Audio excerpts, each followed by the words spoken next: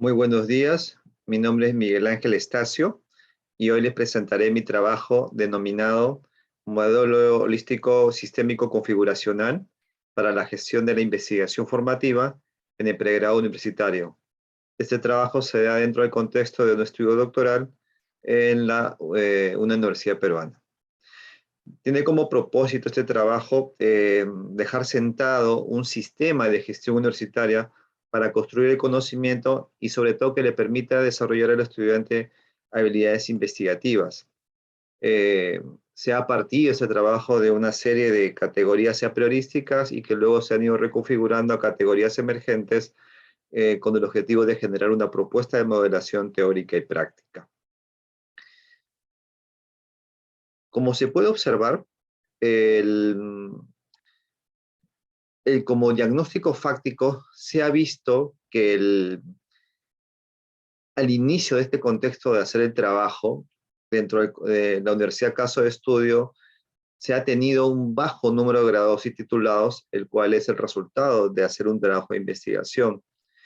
También una de las situaciones que no solamente pasó en la Universidad Caso de Estudio, sino también en universidades dentro del país, también podríamos decir dentro de la región, es que existe una mejora o una búsqueda de la mejora de la cultura de la investigación. En el caso peruano, también ha habido muchos aspectos externos que ha posibilitado el poder fomentar mejor la investigación, como por ejemplo el Consejo Nacional de Educación y el Minedu, que han buscado fomentar el desarrollo del ciudadano. Ha habido la nueva ley universitaria de 2014, que uno de los capítulos era el fomento de la investigación, y sobre todo la actualización del modelo de acreditación nacional denominado CINEACE, donde se hace más énfasis a la investigación. Entonces, todo este contexto hizo la necesidad de poder trabajar y cimentar mejor la investigación que se hace dentro de la universidad o desarrollar las habilidades investigativas del estudiante. Por ende, ¿cuál es el problema general dentro de la investigación? Es cómo contribuir con el desarrollo de las habilidades investigativas para la formación de estudiantes dentro del pregrado en un sistema educativo universitario del ámbito privado en Lima, Perú. ¿Cuál es el objetivo general o la tarea científica dentro de este contexto? Es establecer un modelo holístico sistémico configuracional que contribuya con el desarrollo de la investigación formativa en un sistema educativo universitario dentro de Lima, Perú. ¿Y cuál es la hipótesis general? Es que si se establece un modelo holístico sistémico configuracional, se podrá contribuir con el desarrollo de la investigación formativa en el pregrado dentro de un sistema educativo universitario también de Lima, Perú. Por ende, ¿cuáles son las tareas científicas que se desglosa y se ha elaborado a lo largo de estos años de estudios doctorales? La primera tarea científica ha sido sustentar epistemológica y sistemáticamente los referentes teóricos de lo que es el modelo holístico sistémico configuracional para la gestión de la propia investigación formativa dentro del contexto universitario al ámbito privado. La siguiente gran etapa es, bajo un diseño y validación de criterios metodológicos, elaborar instrumentos de recolección de información para poder entender y comprender el diagnóstico de la universidad. Lo siguiente es ya la aplicación propiamente del diagnóstico para saber el estado actual de la investigación formativa en este caso de estudio de esta institución privada. El cuarto punto, la cuarta tarea científica es determinar los criterios ontológicos, epistemológicos, metodológicos y axiológicos que permitan el diseño de un modelo holístico sistémico configuracional para identificar la contribución teórica práctica al mismo, para que finalmente podamos validar bajo criterios de expertos esta propuesta de solución de modelo holístico sistémico configuracional que identifica o que busca esta contribución teórica, práctica, científica para el desarrollo de la investigación formativa. Esta presentación está sobre todo centrada en el punto 4 y que con su aporte podamos también recibir una mirada de validación a modo de experto. Sí es importante mencionar qué contiene una institución universitaria en líneas generales. Lo primero que contiene es lo que es la investigación formativa, es decir, Ese conjunto de estrategias pedagógicas, funcionales o organizacionales que permiten cumplir con el objetivo académico de la institución. Por no decirlo, se usa la investigación como una estrategia pedagógica para cumplir el perfil de egreso del estudiante. Por otro lado, tenemos también la formación en investigación, es decir, el hecho de adquirir habilidades, conocimientos y actitudes para desempeñarse dentro de un campo científico en particular a un mayor nivel. Situación que se da usualmente en lo que es en el posgrado como maestrías y doctorados. Y un tercer gran nivel es el que se llama investigación en el sentido estricto. Es decir, está orientada al fomento de la producción científica a un campo científico más delimitado, no propiamente un proceso de enseñanza-aprendizaje. ¿Dónde se da esto? En los institutos de investigación o en algún grupo de investigación muy estricto. Lo que vamos a centrarnos en este trabajo es en la investigación formativa, es decir, a la que se usa dentro del pregrado regular. Como mencioné, la cuarta tarea científica es generar una modelación teórica.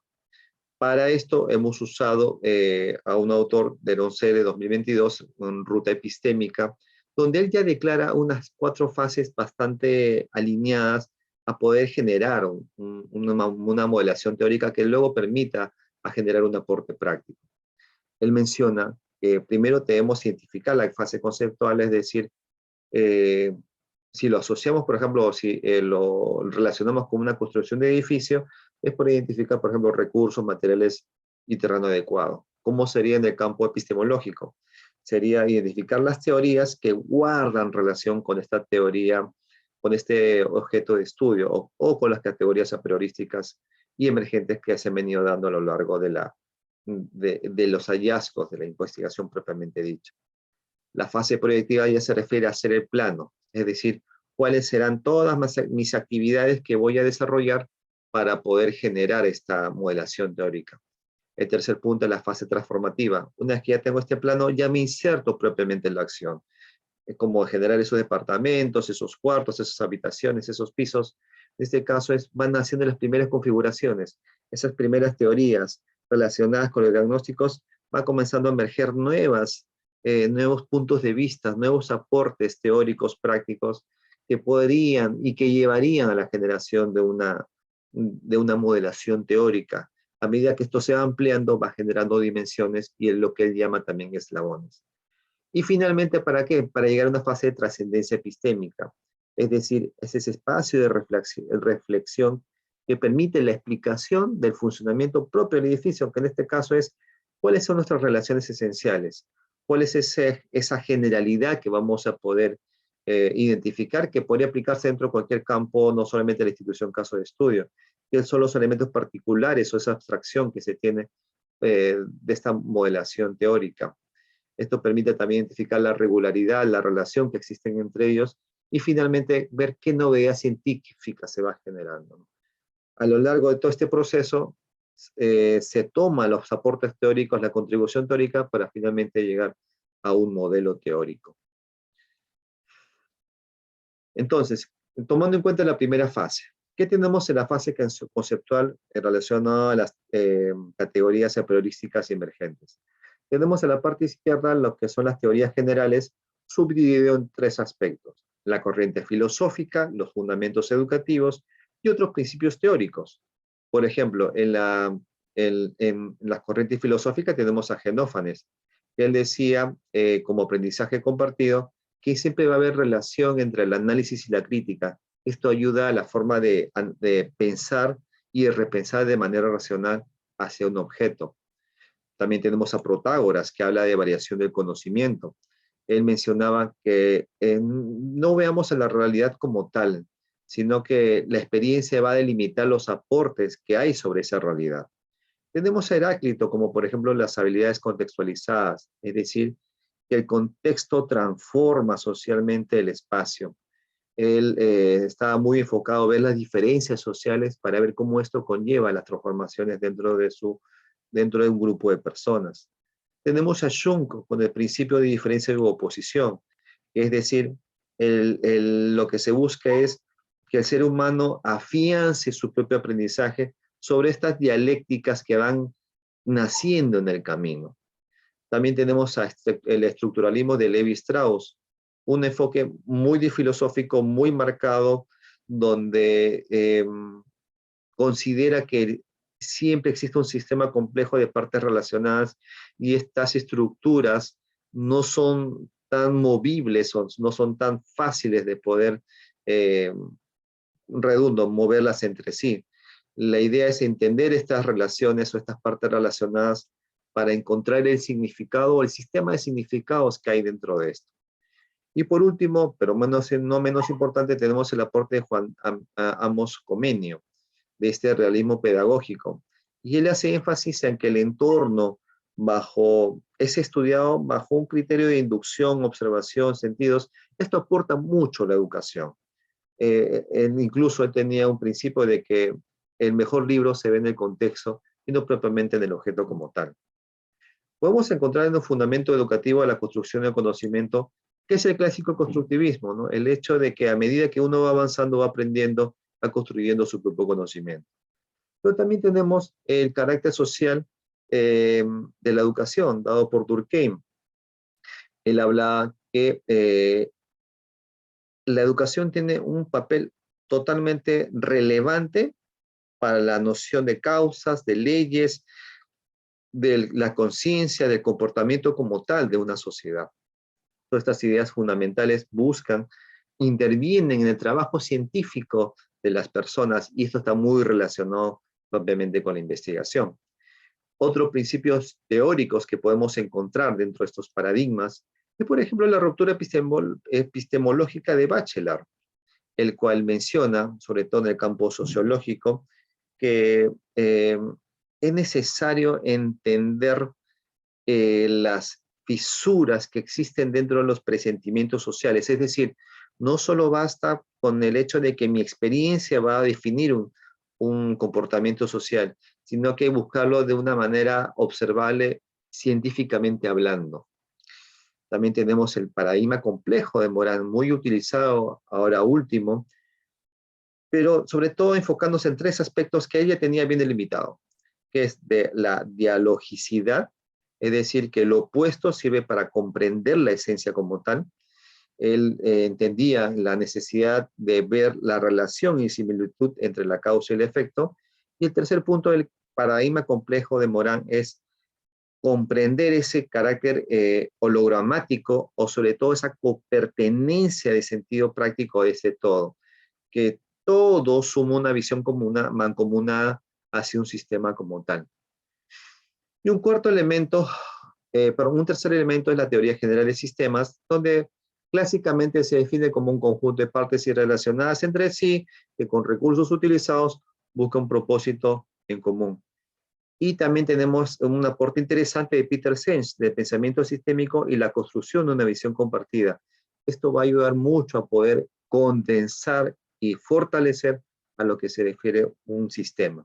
Por otro lado, también tenemos la parte de las teorías sustantivas. Acá lo dividimos en dos porque los conceptos establecidos al objeto de estudio están más asociados a un campo más amplio, pero más cerca a las categorías emergentes, como lo que es acá vendría a ser la investigación formativa y habilidades en investigación, y conceptos relacionados como resultado de producciones científicas, pero que también aportan a una propuesta teórica que uno busca, ¿no? Entonces, los conceptos establecidos al objeto de estudio, por ejemplo, tenemos la necesidad de comprender lo que es las habilidades para la investigación. También tenemos la importancia de la relación entre la investigación con la enseñanza y el currículo, porque esto se va dinamizando a lo largo de la formación. Sí es importante identificar estrategias de enseñanza para investigar en la educación superior. Hay temas interesantes como la enseñanza formativa para la investigación, pero sobre todo lo que mencioné al inicio, es importante comprender la diferencia de los niveles de investigación que se desarrollan dentro de la universidad y también la naturaleza clásica de una investigación básica y aplicada. Todos estos conceptos ayudaron a comprender también del campo de estudio y sobre todo a comprender mejor el problema que hay dentro de lo que se busca trabajar. Otros conceptos relacionados también tenemos que se refiere como competencia y habilidad. si es necesario entender lo que es una línea de investigación, como resultado de un análisis de muchos campos problematizadores que la universidad debe recoger para trabajar en ellos. También es clásico entender que hay métodos generales o metodologías generales que usan distintos campos para acercarse a, a los problemas de investigación, como la investigación cualitativa, la investigación cuantitativa, y finalmente consideramos válido que entender lo que es un modelo de formación permitiría generar una propuesta teórica clara y precisa articulada a lo que se busca. La segunda gran etapa, que es la fase proyectiva, a lo que inicialmente mencionamos ese plano, ese conjunto de etapas, lo que llama de Ronzelle fase proyectiva, es donde se desarrolla una competencia transferencial proactiva. Es decir, ¿qué paso necesitamos nosotros hacer para reconstruir o para generar una metodología que nos permita alcanzar una, una modelación teórica? En nuestro caso hemos identificado 16 pasos, hemos tenido autores claves para poder amalgamar estos pasos, para poder alinearlos a pasos ya establecidos, pero decantando lo que se busca.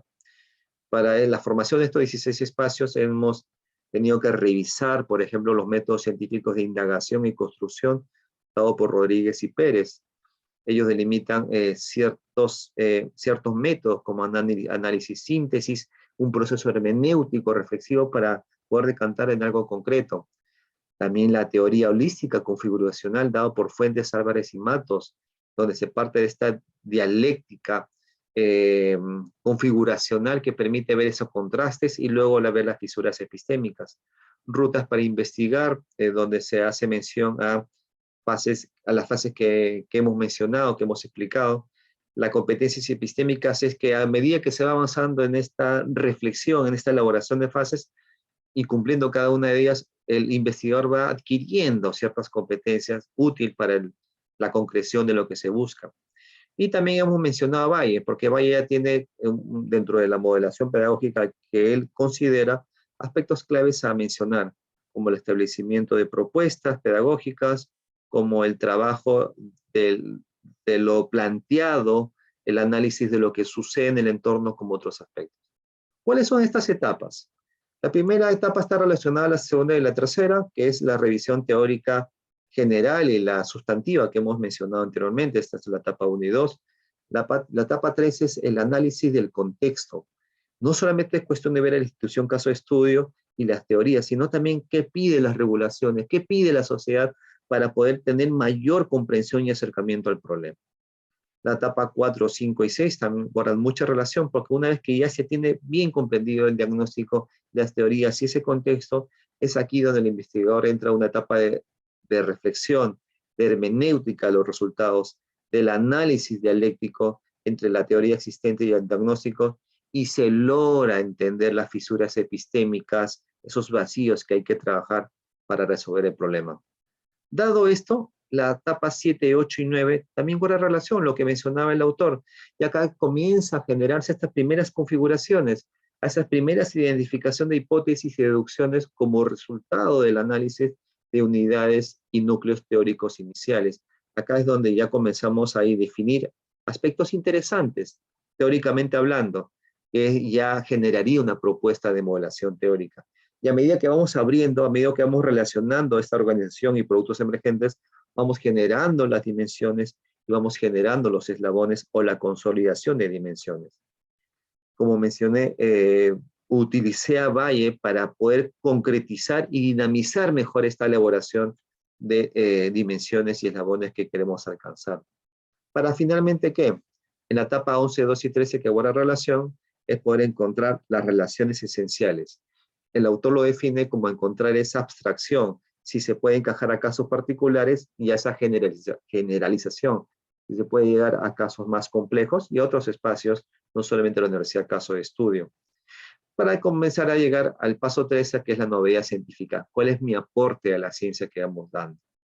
Dicho esto, generada ya la modelación teórica, ya comenzamos a ver un diseño de esbozo. En mi caso, la propuesta está en generar una guía de directrices que permite la gestión de la investigación formativa. para con ello, ya con su aporte, recibir la validación de su mirada y hacer nuevamente una reflexión de esta modelación teórica y práctica y poder afinarlo a poder afinarlo. Lo que buscamos es en poder trabajar esta investigación.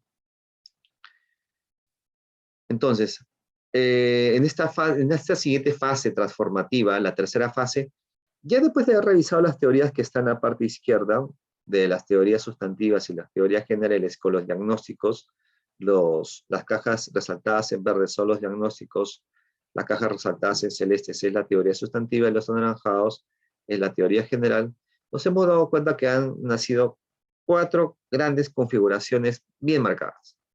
Una primera gran configuración es el objeto ideológico institucional, es decir, la necesidad de establecer una identidad orientada a la construcción y sentido conocimiento científico ideológico que realiza la institución, ese marco que requiere la institución. El segundo punto es caracterizar y articular la investigación formativa, es decir, ver esos rasgos académicos que orientan a la institución a establecer integralmente mecanismos metodológicos, pedagógicos y sobre todo curriculares para el fomento del aprendizaje y sus estrategias ¿en dónde? En la investigación formativa. Un tercer gran aspecto es la vigilancia holística, estrategia de la investigación formativa. ¿Cómo se comprende esto? Como aquellos mecanismos normativos y herramientas estratégicas efectivas para el monitoreo sistémico del cumplimiento y articulación de toda actividad de investigación formativa hecho en los programas académicos. ¿Para finalmente qué? Para finalmente llegar a resultados de habilidades investigativas, no es otra cosa la producción concreta realizada entre los estudiantes y también los docentes dentro del proceso de formación en el pregrado. ¿Cómo seguimos dinamizando estas configuraciones? A esto. Lo que hemos logrado son 4 configuraciones importantes, bien marcadas, y yo lo autodenomino como este círculo estratégico de la gestión universitaria para el desarrollo de la investigación formativa. Estos 4 pilares nociológicos, ¿qué necesitan? ¿O qué generan en sí, una vez aplicado teóricamente dentro de la institución? Una vez aplicado, lo que va a generar es una simbiosis interna-externa que permite el funcionamiento investigativo formativo de la universidad. Es decir, va a haber siempre las relaciones sistémicas entre normas, procesos, estrategias, personas, recursos y resultados que trabajen naturalmente y que continúen con ese desempeño. Lo segundo es que se va a poder darle mayor importancia al soporte institucional, al recurso que se requiere, a la gente que se requiere. Esto naturalmente va a involucrar un aprendizaje compartido para la mejora continua entre los actores y finalmente va naturalmente a generar producción científica permanente y estable, sobre todo sostenida.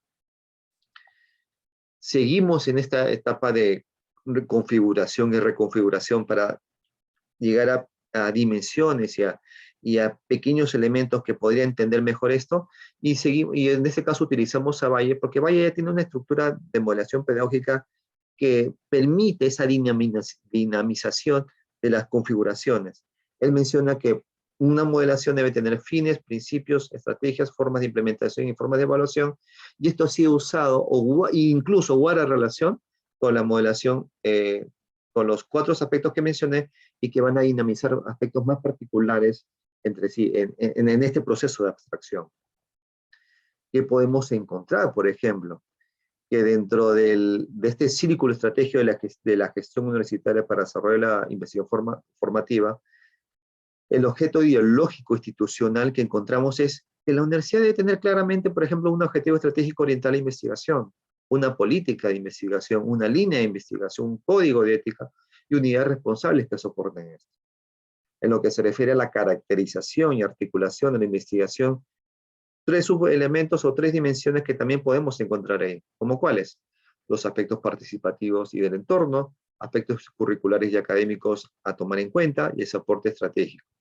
En este aspecto participativo, tiene que la institución tener mecanismo de recoger necesidades del entorno, También deben tener actividades de proyección social y sobre todo el fomento de la participación estudiantil. En lo que se refiere a aspectos curriculares y académicos, tiene que haber rasgos en el perfil de ingreso y egreso naturales de habilidades de investigación, ya que el estudiante universitario tiene que estar preparado para enfrentar esta situación y, por ende, proponer soluciones a problemas existentes. Y el modelo curricular debe estar orientado también a ello. Por ende, debe haber una articulación curricular y formativa entre los cursos de metodología e investigación científica, no solamente propiamente cursos de metodología, sino también cursos de especialidad que estén articulados a ello. Y un soporte estratégico interesante, que también se mencionó mucho en los diagnósticos, el poder generar tutores líderes para los semilleros, el poder tener una composición clara de los semilleros de investigación, el poder tener bastante marcados estos semilleros su apoyo con infraestructura, tecnología y base de datos, que es lo que también anhelaban en los discursos de los estudiantes en el momento de sacar los diagnósticos. Un tercer elemento claro es el tema de la vigilancia holística estratégica de la investigación formativa. ¿Cómo podemos ver que todo este sistema esté funcionando? Deben haber aspectos normativos y de regulación, como un reglamento de investigación, como normativas para el fomento de la investigación. Tiene que haber sobre todo la sistematización de normativas para que no quede en el plano, sino también pueda bajar. Es clarísimo que también debe haber una normativa relacionada a la propiedad intelectual. También a estar atento a las regulaciones que podrían afectar o sumar a las normativas relacionadas a la investigación. Y un aspecto también que salió interesante dentro de los diagnósticos es regular o equilibrar la carga horaria de los docentes para el fomento de la investigación. Ahora, ¿cómo podemos velar que todo esto se cumple? ¿Qué es necesario? Tener identificado indicadores de procesos de desempeño en la investigación formativa a lo largo del proceso de aprendizaje. Considero tener informes de habilidades investigativas por programa académico para ver su desempeño, así como también ver informes de productos de investigación. Entre ellos pueden haber en la siguiente etapa, que vamos a ver en resultados de habilidades investigativas, producción relacionada a la formación como cuál, como ensayos, monografías, colectivos docentes, trabajos colaborativos, cartas al editor, short paper, y productos relacionados al culminar el grado, que claramente se ve visibilizado en la tesis y el proyecto fin de carrera.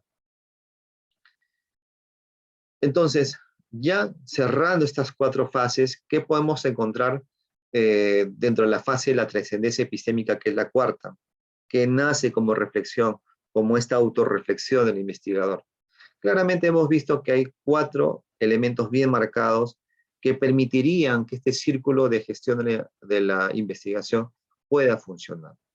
Tener un objeto ideológico institucional, caracterizar y articular la investigación formativa como tal, tener mecanismos de vigilancia holística de la investigación que permitan y aseguren tener resultados claros de producción científica, que es dado el de las habilidades investigativas de los estudiantes. Nos hemos dado cuenta que estos 4 puntos alineados van a ser soportados con una simbiosis interna-externa, o va a generar una simbiosis interna-externa entre todos los actores de la universidad. Para ello sí es necesario tener un soporte institucional estratégico y táctico para poder cumplirlo. Va a fomentarse ese aprendizaje compartido entre ellos y la generación de producción científica. Entonces, de todos los elementos que hemos encontrado, de los discursos que hemos sacado de los diagnósticos, podemos decir que hay un trabajo, si lo categorizamos en la originalidad, incremental. No hemos generado una novedad, sino hemos incrementado más el espacio teórico, y lo que buscamos es una contribución práctica en la gestión académica, filosófica, procedimental. ¿Para qué? Para que esta institución universitaria pueda desarrollar, pueda medir y evaluar eficazmente la investigación formativa. ¿Cuál es la novedad científica? Lo que buscamos es que esto se pueda concretizar en una guía de directrices, con normas, procedimientos y recursos que le permitan tener un mapeo de estos procedimientos y estas bases y poder sostener el desarrollo de la investigación formativa en la universidad. Finalmente, presento este cuadro, que es el modelo holístico sistémico configuracional, que es el tema de la investigación, casualmente para gestionar la investigación formativa. ¿Cuál fue el estado real? ¿Qué encontramos en los diagnósticos, en la situación de la universidad? que todavía había un proceso de madurez dentro de la ruta formativa de la investigación, había carencia de participación del entorno, había carencia de una articulación curricular con los tópicos de metodología de investigación, todavía había normas de desarrollo de semilleros, pero no había una sistematización que permita ver el cumplimiento de este. Había una carencia de vinculación entre la línea de investigación con el cuerpo docente y los recursos que contaba la universidad, y lo que se buscaba es también ver esta relación entre investigación, enseñanza y currículo, ¿no? Con esta guía de directrices, ¿qué proponemos o cuál es lo que se busca concretar? Ya tenemos un sistema institucional de investigación formativa que permite establecer una ruta transversal, normativa, filosófica y participativa para el desarrollo de la investigación. ¿Qué más? Un modelo participativo para el recojo de necesidades a través de procedimientos, procesos y otros aspectos y espacios adicionales para esta asistencia del estudiante en el entorno. Asimismo, también la articulación curricular que habría ya con los cursos de metodología, con los cursos de especialidad. Es decir, esta transversalización formativa comprometida con los docentes, con las autoridades académicas, de manera organizada y monitoreada por los docentes, que son los actores principales, que permita cumplir el desarrollo de habilidades investigativas. ¿Qué más podemos buscar que se concretice? Un diseño institucional de los semilleros de investigación, con directrices claras, con una sistematización y articulación clara de sus recursos, acompañado de tutores líderes, que fue lo que mencionamos, que permite ver el desempeño interno y la participación en el entorno como resultado de su trabajo, ¿no? Para que finalmente exista también una relación para el desarrollo del estudiante en sus espacios físicos y digitales.